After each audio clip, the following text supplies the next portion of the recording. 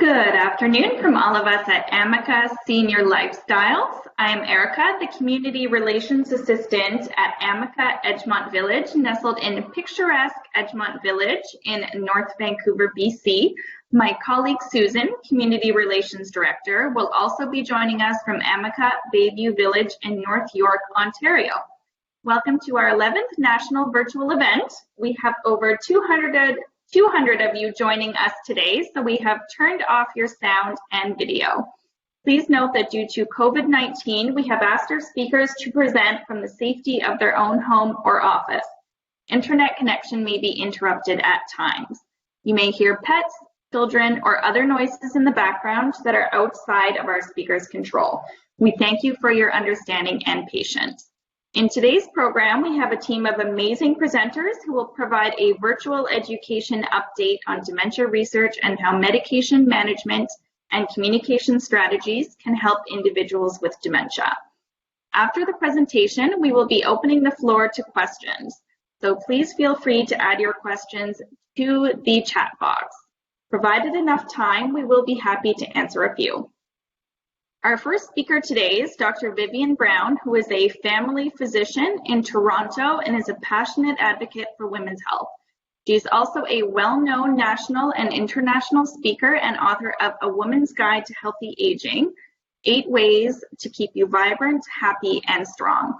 Dr. Brown is active in numerous organizations. She is Vice President North America for the Medical Women's International Association, past President of the Federation of Medical Women of Canada, former chair of the Consumer Education Committee for the North American Menopause Society, a board member of the Women's Brain Health Initiative, and has contributed her time to numerous provincial and federal advisory bodies, including Immunize Canada. In her speaking engagement, Dr. Brown focuses on reducing cancer risks and cancer prevention, adult immunization, and vaccine preventable diseases, stress in the workplace and stress management, health promotion and healthy aging, osteoporosis prevention, menopause, and women's health.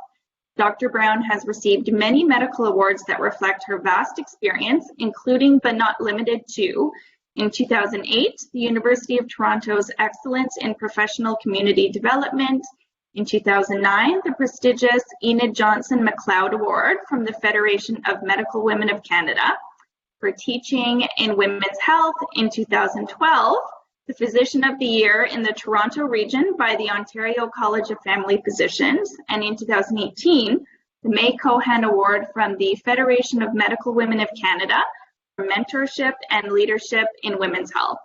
Please enjoy the presentation as we welcome Dr. Brown to your screens. Thank you so much, Erica. It's really a pleasure to be here. I'm excited to present to you and really appreciate this opportunity. So I'm just putting my PowerPoint on the screen, and give me 1 minute.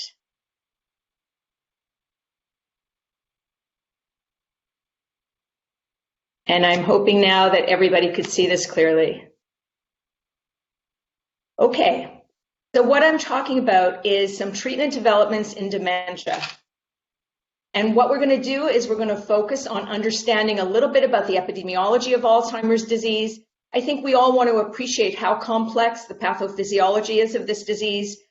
I want to tell you a little bit about the CCNA and why we should care, who they are and what they do. And finally, we're going to review some basic medications and preventions used for the treatment of Alzheimer's disease. So just a little epidemiology. An aging population. This just shows you the population over the next 20 to 30 years, and the numbers going up and up and up when we look at the population over the age of 65. We also know that dementia prevalence is going up. This is a graph that compares what's happened in 2008 going upwards to 2008 and 38. And what you can see is, while this is the overall number, the males are down here in blue and females are up here in black. Alzheimer's disease seems to have a prevalence in women more than men. When we look at the incidence of new cases, what we're seeing again is a new case every 5 minutes in Canada, 2008, And by 2038, we're seeing a new case every 2 minutes. So the numbers are skyrocketing. And when we look at dementia care, something that you're involved with, in the current time, so approximately 2008, we were looking at about 230 million hours, and by 2038, we're looking at 750 million hours. So again, everything's going up. So how are we going to approach this as a country? What are we going to do about it? Well, one of the most important things Canada has done, and Canada is first in the world to do an organization like the CCNA, and the CCNA is the Canadian Consortium on Neurodegeneration in Aging. It's the biggest Canadian initiative ever in dementia research, bringing together the entire national dementia effort. And what that really means is we're organizing the research so that it's very clear that if something's going on in British Columbia, say with caregivers, and something's going on the eastern provinces with research on MRIs, we want to be able to share information. By having a national effort, we're not going to duplicate things that don't need to be duplicated, and we're going to share resources and information. So the CCNA basically was created about 6-7 years ago, and it was divided into 3 themes, and the themes were prevention, treatment, and quality of life. And there's a number of teams working on each of these themes.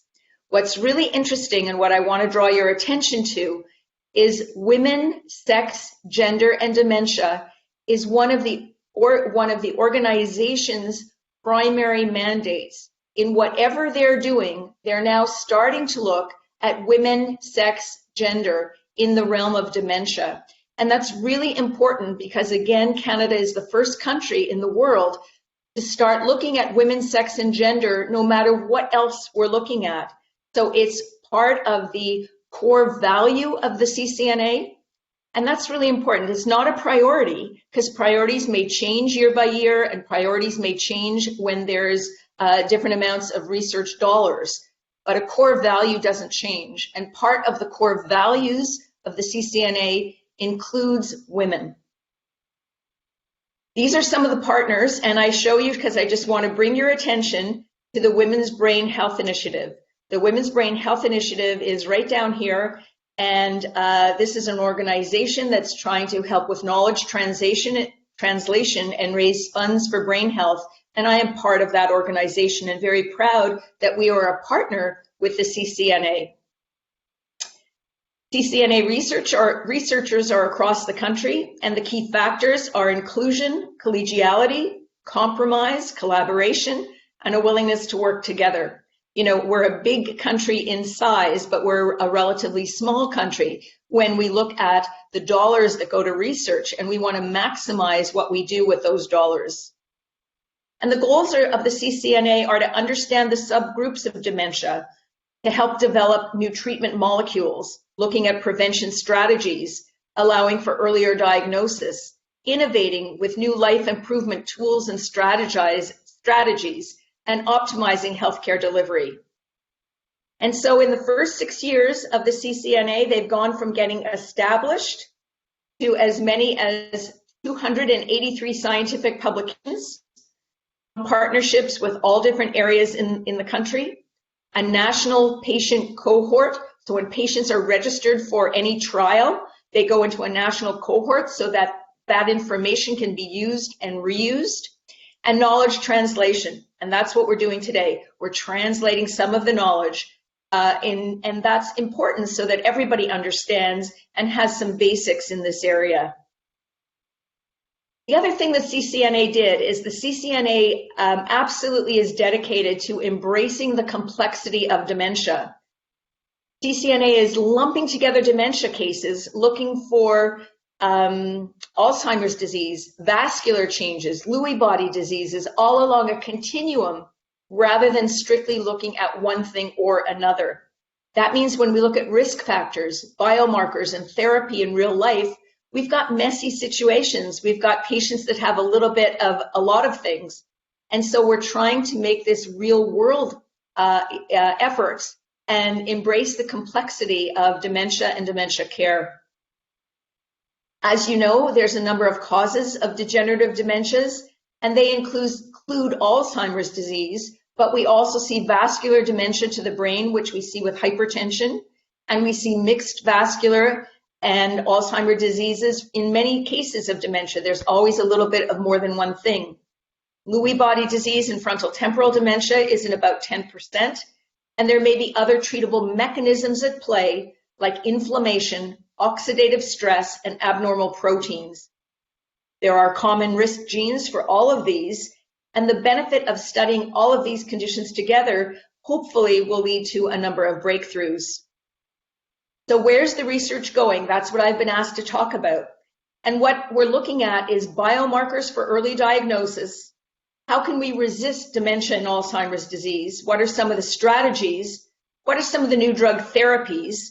Let's look at a wide range of possible common causes and some of the Canadian initiatives to fight causes, to find causes, and find cures.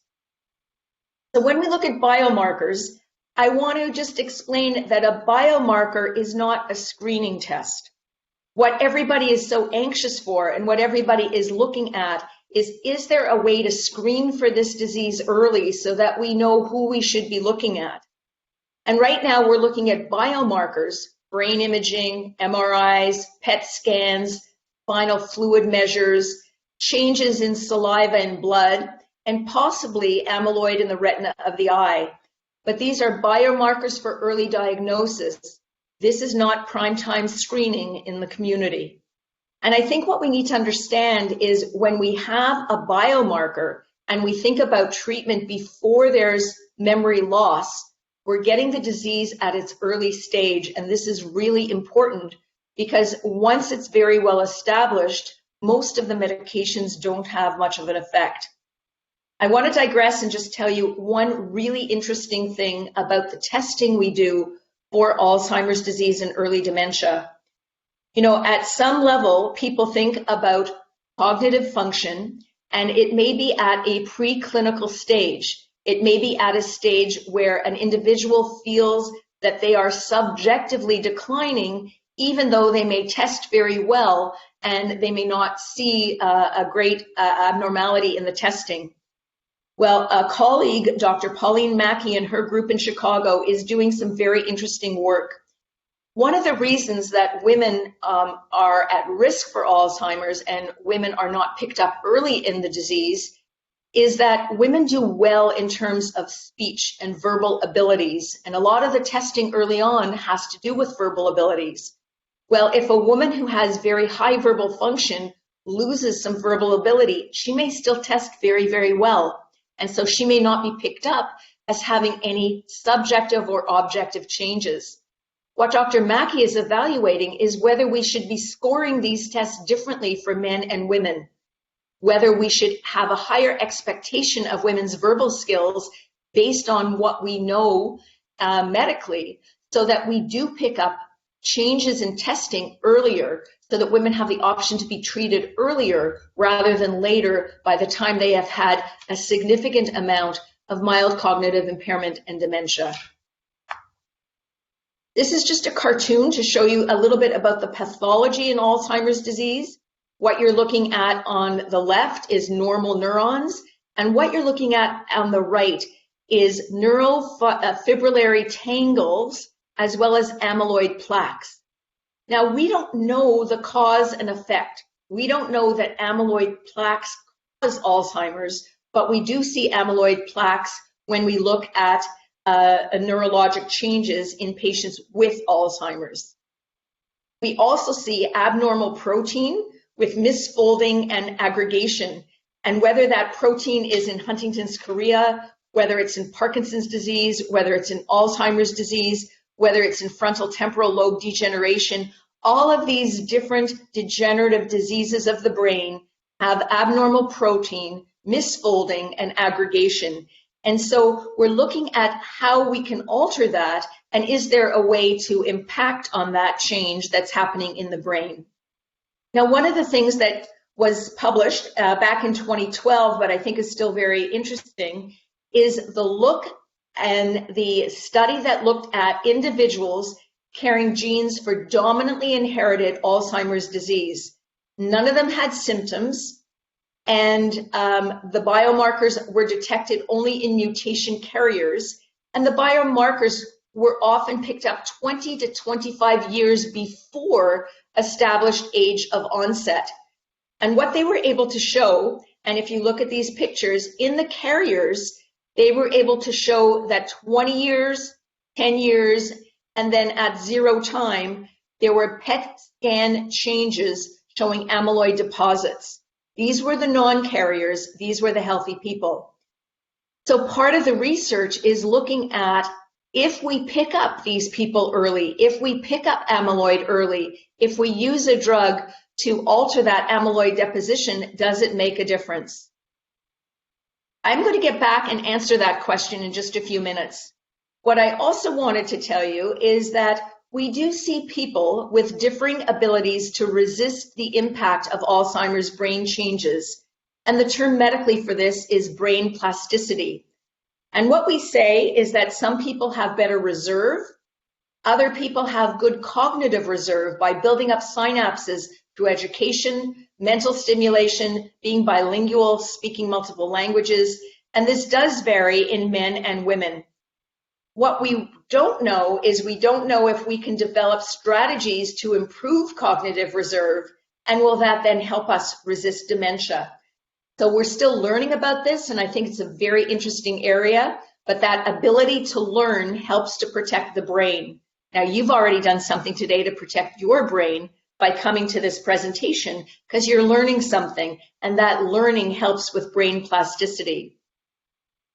We also know that 1/3 to 1/2 of cases of dementia can be prevented by lifestyle factors, things like blood pressure, diabetes, vascular problems, diet and exercise. Generally speaking, if your brain is getting good blood flow, if you don't have high blood pressure and you don't have high sugar levels going to the brain, you're going to do better in the long run. So all of this discussion with young people to be exercising and eating well and be aware of brain health is really important. And when we look at exercise, some of the research suggests that in your 20s, it has the greatest impact. Now, that doesn't mean it's ever too late to start, but we know that we want to get young people involved with brain health. By the time you're 65, 75, 85, a lot of the damage has already been done, and these lifestyle factors are so important.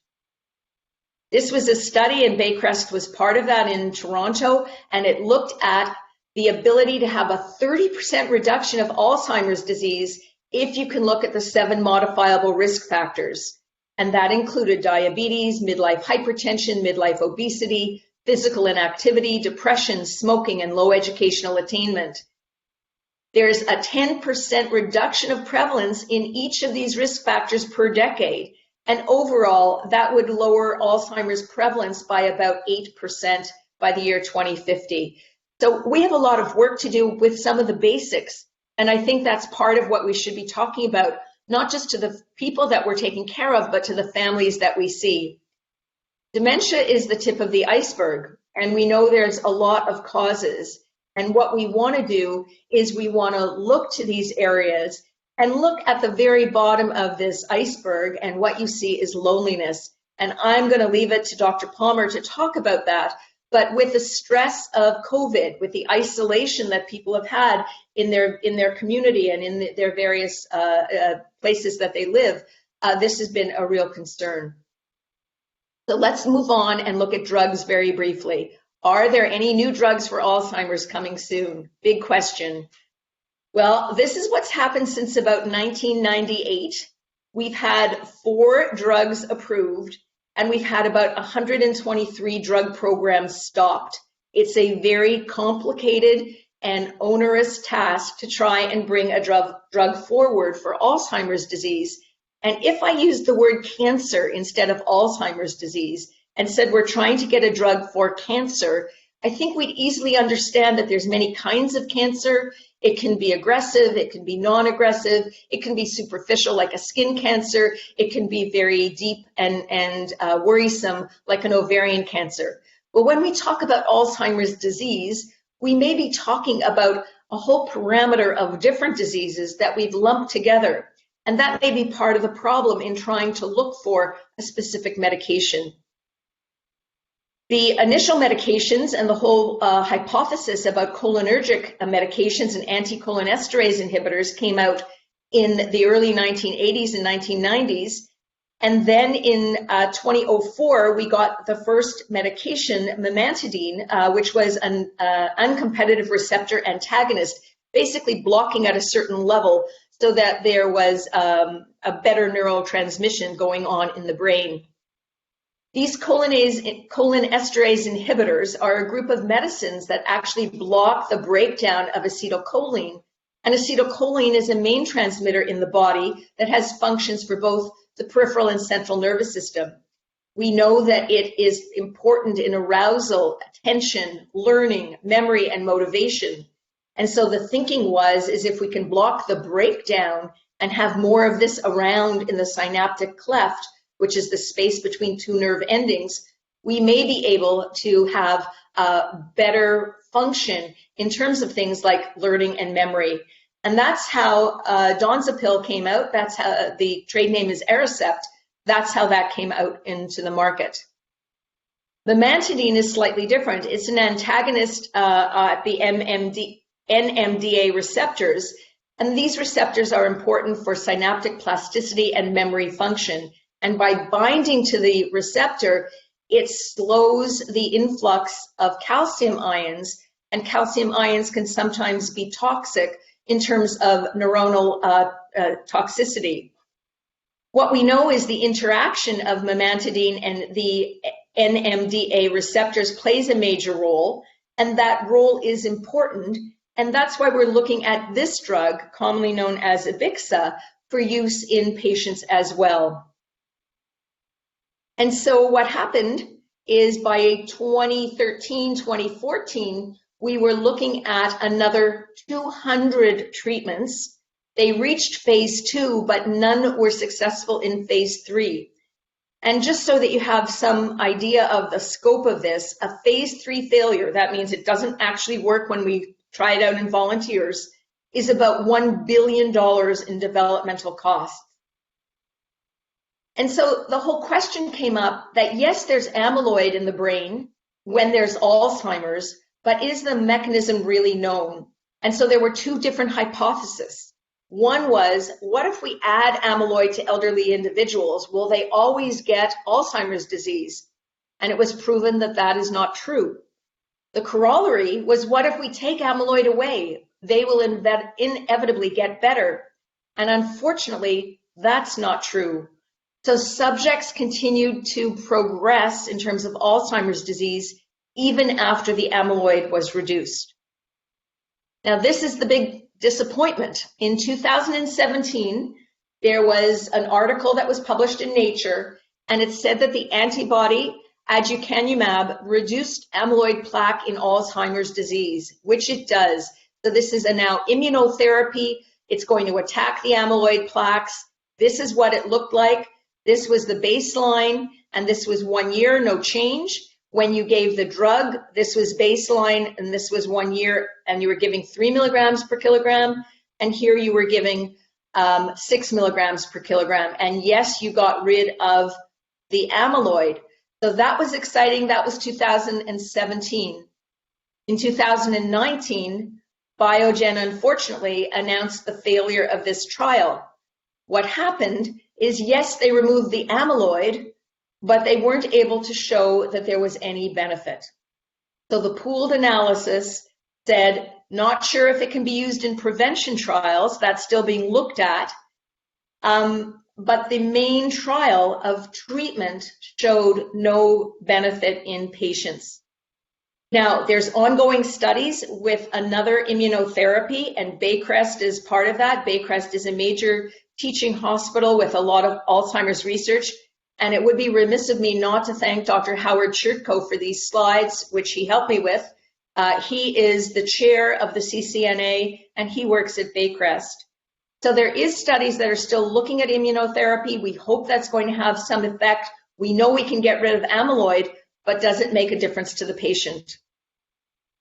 And so some of the new trends that are being developed is the shift towards intervention at the earliest stages of the disease. And this is the focus on people with either subjective cognitive impairment or mild cognitive impairment for the anti-amyloid approaches. We're looking at pre-symptomatic Alzheimer's disease, and that's what I just told you in terms of the study around the people with genetic risk, as well as the work that Dr. Mackey is doing in terms of testing, so that we pick up people before they're diagnosed. Use of biomarkers and whether that's helpful. Partnerships with pharma for clinical development, so no pharmaceutical company is working in isolation. And we're looking at drug combination strategies. If we use one drug from one category and one from another, do we see a benefit? And I think that kind of collaboration is what the CCNA is all about. So when we look at the disease pathways for Alzheimer's disease, we know that there's mitochondrial dysfunction, that's at the cellular level. I've already mentioned calcium homeostasis, where calcium can be a detriment. We've talked about synaptic and neuronal network dysfunction, where maybe keeping that acetylcholine around for a longer time is going to be helpful. There's also lysosome and proteasome autophagy dysfunction. There's inflammation, and people talk a lot about oxidative stress and using antioxidants to protect the brain. And there is an accumulation and spreading of misfolded toxic proteins. That misfolding of proteins can be deadly for the brain. So I want to finish with this puzzle. And the puzzle is why, when we have some of this information and we're starting to understand it, why do we see these levels of dementia so much higher in women than in men? Some of it may be demographics. Women live longer. Some of it may be frailty and related to hormones and estrogen withdrawal after menopause. Certainly there's social roles and opportunities. Do men get better education? Do men have more physical activity? What are the functional roles in retirement? We have to look at all of this in order to be able to come up with strategies to protect our communities and to help the people that we're seeing. And I've talked to you a little bit about the cognitive testing profiles.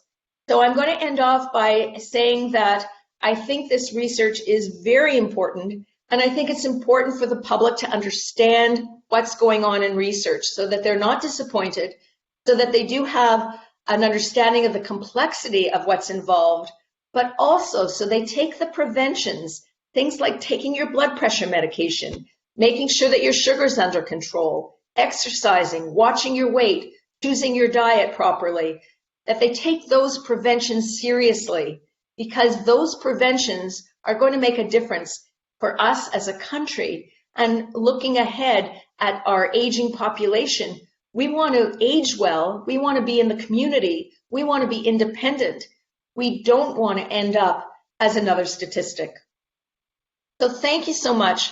I really appreciate this opportunity. I hope this was helpful to you, and I'm staying around for questions. And I'll turn this over to Susan at this time.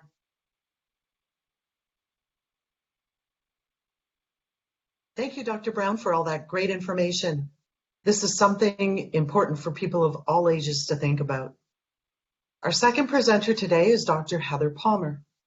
Dr. Heather Palmer joined Amica in 2014, became the National Director of Cognitive Wellbeing in 2018, and currently acts as Amica's Cognitive Wellbeing Advisor. Heather focuses on applying the newest research to develop programs that support both normal brain aging and cognitive challenges. Heather has more than 30 years of scientific and clinical experience in brain behavior relationships. She obtained her doctorate from the University of New South Wales, Australia, and carried out a postdoctoral fellowship in neurocognitive rehabilitation at Toronto's Rotman Research Institute, Baycrest. She spent 3 years as the Director of Research for the Alzheimer's Society of Canada.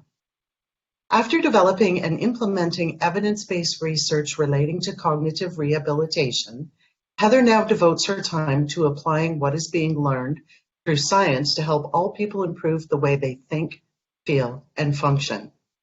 She has been published in scientific journals and spoken internationally on the topics of cancer-related brain fog, dementia, cognitive rehabilitation, and seniors' brain health. Heather has been featured on television and radio as the leading expert in these fields. Heather has been inducted into the Havergal College Hall of Distinction for her work supporting the aging population. As a proud mother of three, she aspires to foster multi-generational understanding about how seniors can live their best lives. Backed by popular demand, we welcome Dr. Heather Palmer.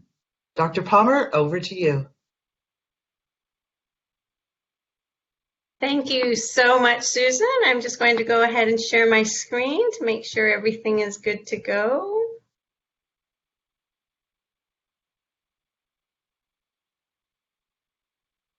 All right, so hopefully there are no problems with seeing my screen.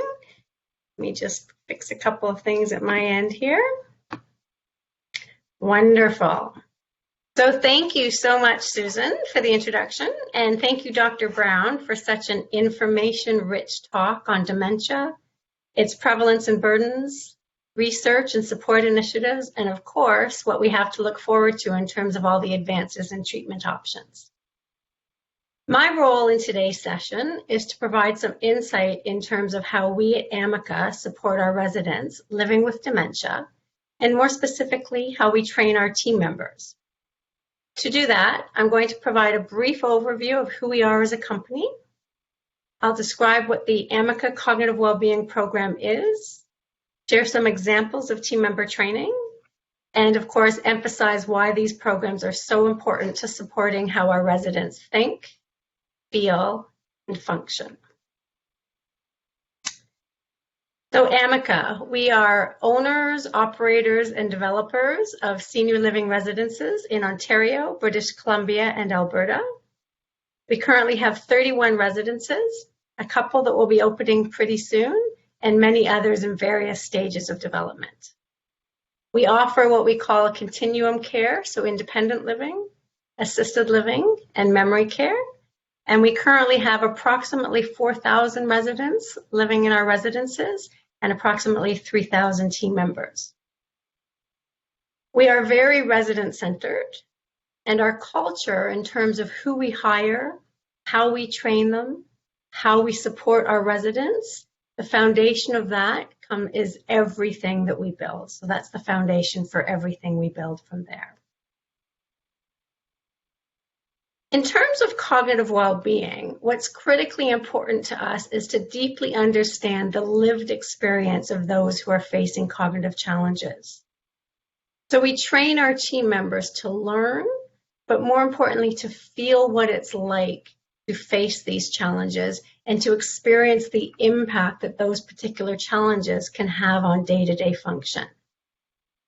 While the lived experience most certainly varies from person to person, to give you a sense, I just wanted to quickly review some of the common cognitive changes that we see, and then some not so surprising behavioral outcomes that are a result of some of these changes. So as the brain changes, whether it's normal aging or a disease process, it's not uncommon to see an increase in confusion, for example. So the way the brain is functioning, people might become a little bit more confused about just day-to-day functions. They may get more extremely confused at times of who they are, where they are, what they're supposed to be doing, perhaps what objects mean. It's also not uncommon to see changes in attention and concentration, so it's more difficult to focus for prolonged periods of time, which then makes it difficult to really absorb information.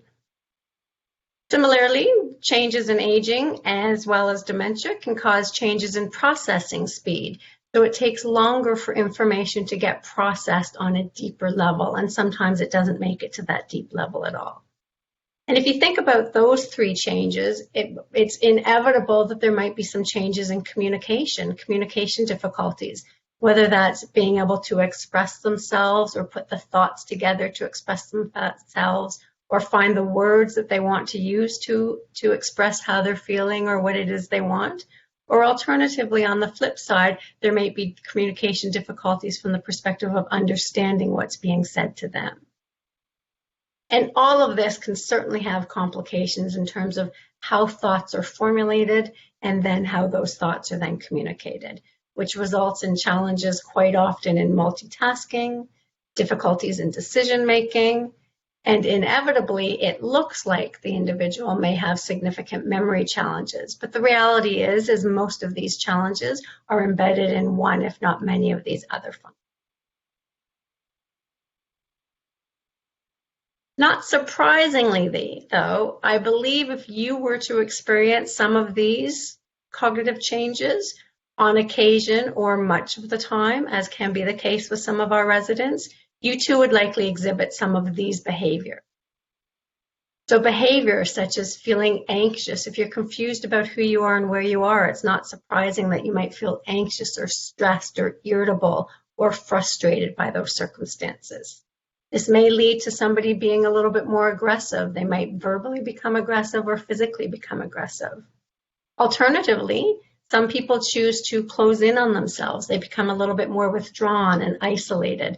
They're not actually getting the support that they need because of that isolation. There are many occasions where through that confusion and other challenges, people will become quite fixated. So they might have a thought in mind, whether it's a real thought in terms of I do or do not have to go and pick up my children, and become fixated on it. And that kind of fixation can often lead to feelings of restlessness. So sometimes when you're not sure where you are or what you're supposed to be doing, you might, what looks to us like wander through a neighborhood because you're looking for triggers to give you an indication of where you are and what's supposed to be done. Others might feel or become fixated on a need to do something, such as I need to go to a meeting or I need to go and pick up my children. And as a result of that, they might become more exit seeking, where they might start hanging around an exit door because they feel the need to get out of wherever they are so that they can go and do whatever the task is they believe they need to do. Of course, with various communication difficulties, it can be hard, and sometimes residents may become resistant. They might be resistant to care. They might be resistant to support. They may choose to refuse to eat because there might be changes in their enjoyment of their food or their understanding of what they're supposed to do. Other behaviors we sometimes see is sometimes people might get a little bit confused about which are their belongings. So a purse or a scarf might look something like they like or something similar to what they once had, so they may start collecting things around the neighborhood. Sometimes they are collecting for other reasons, and this can lead into more hoarding behaviors. With dementia, there can also be some psychoses, so there may be experiences with delusions, hallucinations, paranoia, and also, as there are changes in the frontal lobes, there might be difficulties for people in terms of inhibiting some of their sexual desires and tendencies, and so that may result in terms of sexually inappropriate behavior. So hopefully this lived experience in terms of understanding a little bit more about the cognitive changes and how those cognitive changes may then manifest itself in behaviors, it's not terribly surprising to you that this is something that we really want to work on. And we at Amica, we want to make sure that we deeply understand that lived experience so that we're in the best position to support residents through some of those challenges. So how do we address this at Amica? Well, the first step in developing the Cognitive Wellbeing program was to establish some clear goals for the program. So first and foremost, understanding cognitive and physical well-being across the entire continuum. So it's deeply important to us that we recognize and acknowledge that while we have residents living in memory care, we also have many residents living in independent living and assisted living very well who do also have cognitive challenges or dementia. So by understanding it across the entire continuum, our goal is to really destigmatize what does it mean to have cognitive or physical challenges. It shouldn't mean anything different if you need help with a walker or if you need help with your memory. Either or even if it's both, the teams there and the fellow residents are there to support you. So ultimately, it's about creating environments of inclusivity where everybody feels like they belong. And it's all about promoting age and dementia-friendly culture environment, not just inside our bricks and mortars, but in terms of the influence that we can have through our team members, through our family education, through sessions such as this outside of our communities as well. So the next step is to identify and develop the so once we have goals, we want to figure out what are those educational components that we believe can help us to achieve these goals. So this is the Amica Cognitive Wellbeing Program, and currently it has 6 components to it, and it's all about education and awareness to help residents think, feel, and function their best. So as with many other operators, we do have modules, and we use modules as a very beneficial way to teach team members educational components. Our modules are developed in-house, so it has the opportunity to always maintain current practices, updates on research, as well as infuse our culture and our mission, vision, and value throughout those modules. Specifically related to cognitive well-being, we have a 3-part series that is about teaching our team members a better way to understand what cognitive aging is, what dementia is, and then a little bit more specifically about specific types of dementia as well as behaviors. In addition, that's basically the starting point. We provide a variety of talks to our team members, our families, our residents, the public, such as this. We do a lot of in-services. Team members will raise concerns or want to know a little bit more on a given topic, and we will respond to that and provide educational sessions, usually live or under COVID times, virtually like this. For all of our team members where we have memory care, so all of the leadership team members and everybody who supports the memory care neighborhood, in addition, they also become certified in dementia and certified in dementia and behavior, and that certification comes through the Alzheimer's Association in the US. Some of those are standard protocols and other operators. What I really do want to spend the remainder of my time is chatting with you a little bit about our discovery, our CADI, and our behavior support program. So these are 3 additional programs to augment those first 3 that I just talked about, and these are all ones that we've developed in-house specifically to address the needs. So from the perspective of discovery for us is a very living, active process. We collect information across every single interaction with a resident or even a prospect, whether that's prior to their or as a part of their very first phone call to us, through the move-in process, and most certainly continuously while they're living with us. It includes gathering key information about personal information, their cultural background, spiritual background, educational background, professional background, nicknames that they like, so information of a personal nature that's important to them. We also seek to understand a lot about their family. So what are all of their families' relationships? Who are the ones that are most important to them? What is or was their dog's name? Who lives close and who's most likely to visit most often? And how can we support those visits or make those visits more meaningful for their family members as well? We focus very heavily on doing the best we can to understand routines and habits. So what's important to that individual? What sort of set routines do they have that they want to continue while they're living with us? What sorts of things do they like or dislike, whether it's from a culinary perspective? Do they like gravy on everything or half portions or a certain type of ice cream? It's really getting to understand the likes and dislikes. And interests and activities. What sorts of things do they like to do? What brings them purpose and meaning? How do they remain engaged? And how can we continue to support that? It's also important we like to understand accomplishments. What are some life-defining moments? And in particular, when a resident might be having a challenging day and they might be a little bit resistant to support, it's great to have this information because we can incorporate this information in conversation to create a greater sense of we're here for you, we know you, you can trust us, and we understand a lot about you. So similarly, we want to know what some of their goals and dreams are and how can we help them to execute on that.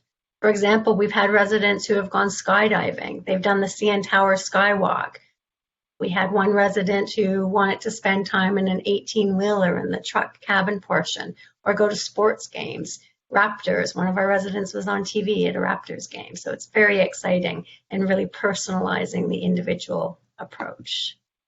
But the best news is that we have all of this information as we gather it organically over time. It's collected and it's kept in our electronic health records, which gives us easy access and quick access for team members to be able to review and most certainly to update as they have more and more interactions. They can update some new learnings that they've received. And the reason for all of this is because we really do believe to best support individuals, you need to have that personalized approach. And in order to have that personalized approach, you really need to know what's important to them, how they think, and how we can execute on that. So ultimately, the goal with our discovery process is to create an environment where all team members have the tools. So in essence, what they're doing is they're acting in the capacity very similar to what a doting child would. So whether that's mom's not an early person, maybe if you sneak in their room and put a cup of coffee on the bedside table and then come back 20 minutes later, you'll have a very different person who will be greeting you. CADI is another example of a program that we focus on, and what it stands for is Cognitive Aging and Dementia Interactive Experience. It is annual interactive experiential training for all of our team members. And it's really an opportunity for our team members to literally walk in the shoes of our residents. We host these CADI sessions at all of the residences frequently throughout the year. And there's usually 6 to 20 or so people in a session at a time. And the whole session takes maybe 30 minutes. And what happens is the team members are garbed up to impact various senses and abilities for them. So they may have gardening gloves put on their hands and a couple of fingers taped up. So that's to demonstrate or replicate for them a decrease in sensitivity and some challenges with some fine motor skills. They wear these horribly uncomfortable things in their shoes that imitates a neuropathy and actually does create a little bit of pain or discomfort for some people. So standing for quite some time in those circumstances does start to affect how they think and feel and function. They also wear glasses where there's been areas that have been blocked out, so it's creating different kinds of visual impairments, whether it's glaucoma or macular degeneration. And then also they're given an incessant, horrible sounding noise that goes on with sudden bursts of sound, such as a phone ringing or an alarm. So once they're all garbed up and they're ready to go into the room, they're given a list of 4 very simple everyday tasks. And each person usually has different tasks to do, but they don't know that. And the task can be something as simple as fill a glass of water half full. So they have these 4 tasks, they're written down, they have a chance to read them, they're taken away, and then they're put into a room for 10 minutes.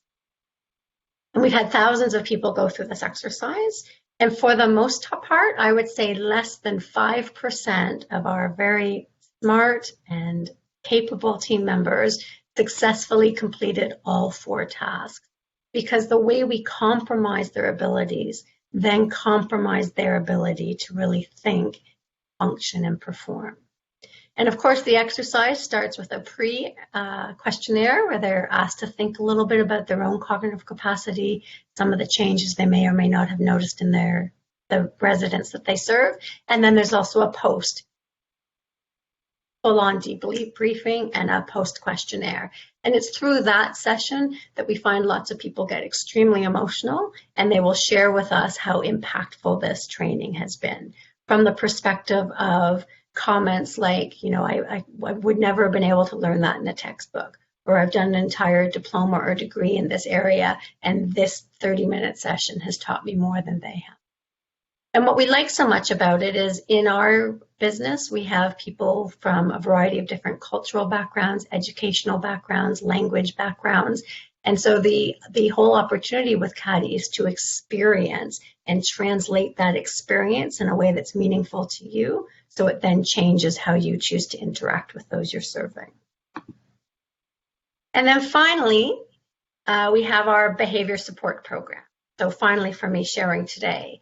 And what we did for our behavior support program is we conducted a series of focus groups with team members, so over 140 team members across all of our provinces and all of the departments where we operate, to find out, you know, what are your concerns? What are your pain points around supporting residents with behavior? And there was lots of great feedback, and ultimately their preference was, from a training perspective, to have a hybrid approach, not just be module based and not just be face-to-face based, but really have some sort of integrated approach. So what we did was we also established some basic fundamental principles for supporting behavior, and that is that everybody has behaviors. You and I have behaviors.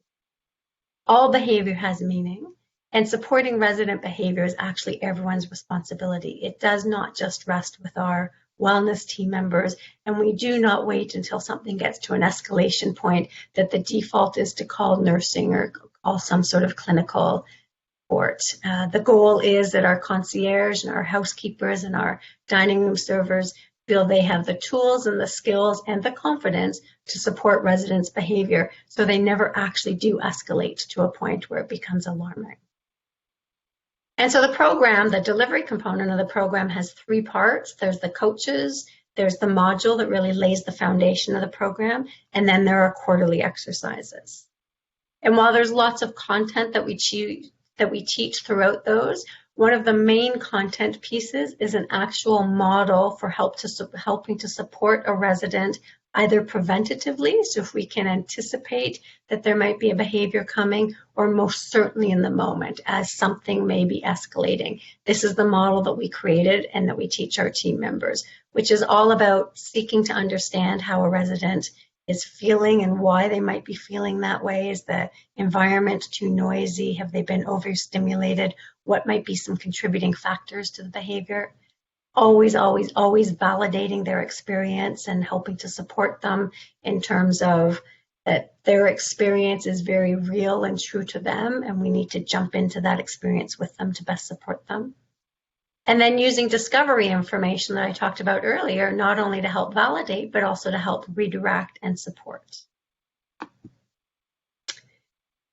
And through our quarterly assignments, so through our team members, we understood quite well that they didn't want to be trained just once and once a year. They really wanted ongoing learning throughout a calendar year.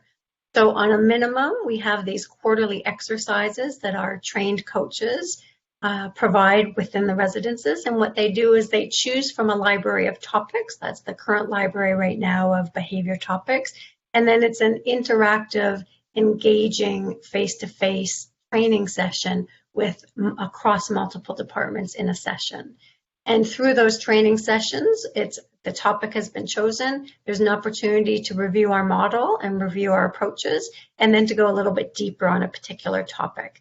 So for example, the topic exit seeking. So what is it? Why might it be happening? And then there's open discussion around who may be exhibiting that behavior, and from a cross-department perspective, how can we support that particular resident?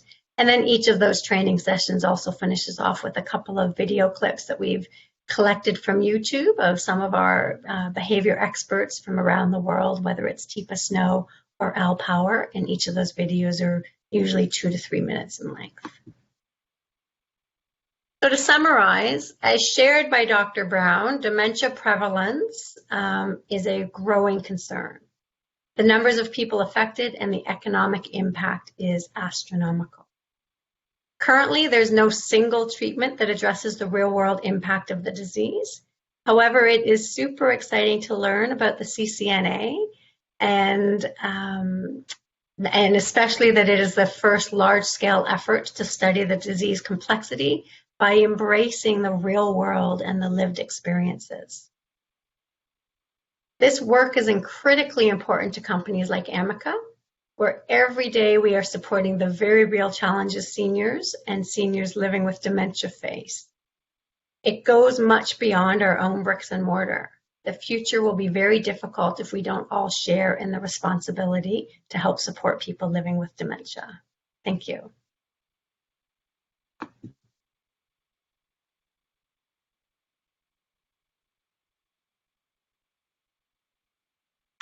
Thank you so much, Dr. Brown and Dr. Palmer. You both provided us with a lot of food for thought. We have a few questions for you that were submitted prior to this event. The first question is for Dr. Brown. John from Surrey asks, has there been a notable increase in rates of depression in people with dementia during COVID-19? And if so, what treatments, both pharmacological and non-pharmacological, have been found to be most helpful? Erica, that's a really good question. Thank you, John. You know, one of the things we've noticed in the community as well as in various populations is a significant rise in stress, anxiety, depression, insomnia. You know, the public is very on edge. So it's not just patients with dementia, it's everybody. And I think one of the important things is to acknowledge that there is a sense of it being normal to feel anxious when there's an anxious time. It's not inappropriate. And what we want to do is really manage that anxiety and depression. So whether it's increasing social connectedness, either online or on the phone or in various facilities, I think what we want to try and do is increase social connectedness because people are feeling lonely and isolated. Medications varies person to person. That's too wide a topic to answer quickly. But I do think we have to acknowledge that the general population is anxious and depressed. It's not just people with dementia. Thank you very much. The next question is for Dr. Palmer. Jill from North Bay asked, there has been a lot of media attention surrounding residents living in retirement homes having to spend hours in suite during outbreak. Can you speak to how Amica is solving this challenge with staff and residents in mind? It's a great question. It's certainly very, very topical, and it's not far from the question that Dr. Brown just provided an answer to. From the perspective of isolation in suite, so those are for protective measures, certainly to be able to make sure that we can prevent any type of spread if COVID were to enter a building in any way, shape, or form through a resident, a family member, or a team member. But very early on in the process, so prior to COVID really hitting Canada, we anticipated some of these challenges and put some of those protective measures in place. And at the same time, specifically for dementia, we started to look at what other countries were doing, in particular China, and what was some of the impact that social isolation and those lockdowns were having on people living with.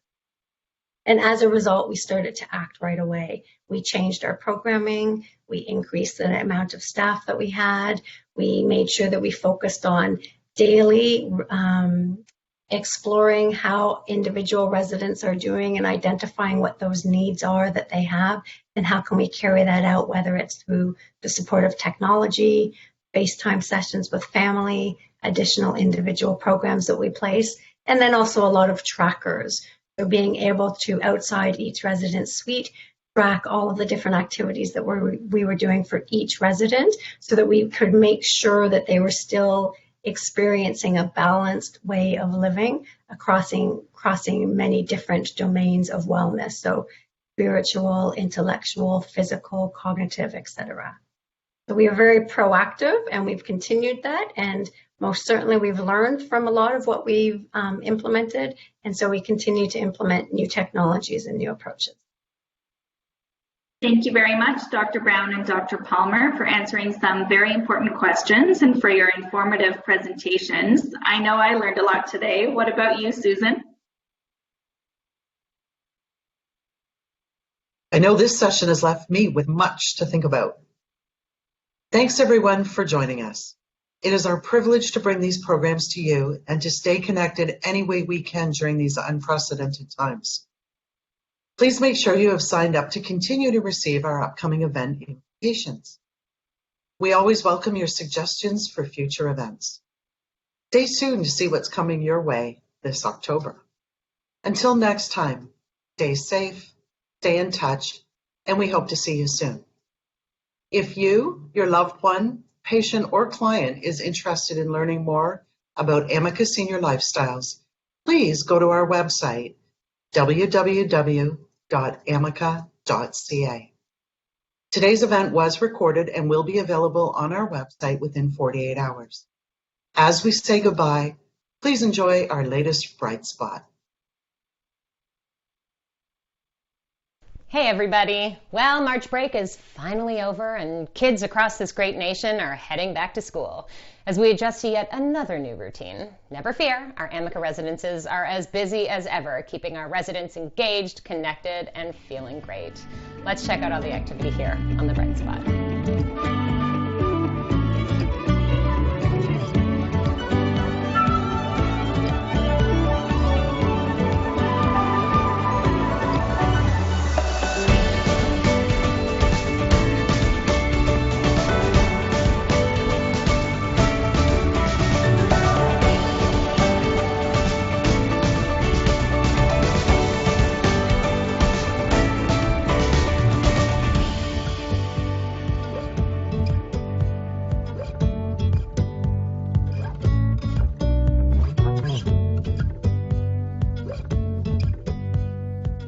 So remember that in most of our residences across the country, you can now book in-person tours to come in and experience our beautiful properties and meet our incredible teams for yourself. And if coming in person isn't your thing, that's totally fine. We'd be more than happy to put together a personalized virtual tour for you to enjoy from the comfort of your home. Either way, visit us at amica.ca/tour. So until next time, be safe out there, have a safe return to school, wear your masks, keep social distancing, and we'll catch you next time.